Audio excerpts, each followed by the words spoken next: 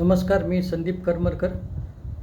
भारत पाकिस्तान युद्धाच्या बाबतीमध्ये मीडियामध्ये खूप चर्चा आहे आणि त्या चर्चेमध्ये भारत पाकिस्तानवर आक्रमण करेल असं मीडियामध्ये बोललं जातं.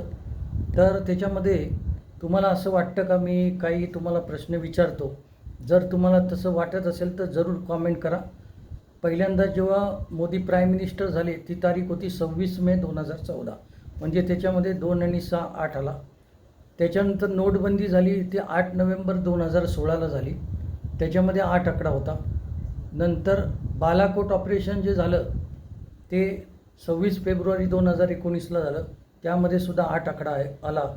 तर आपल्याला असं तुम्हाला वाटतं का की आता भारत पाकिस्तानवर एअर स्ट्राईक करेल ती तारीख 8 किंवा 17 किंवा 26 किंवा 30 असू शकते का? कारण 30 मे 2019ला प्राईम मिनिस्टरने दुसऱ्यांदा शपथ घेतली होती.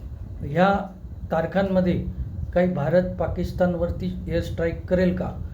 जरूर कॉमेंट करा आणि माझा व्हिडिओ आपण बघता त्याबद्दल धन्यवाद, आभारी आहे.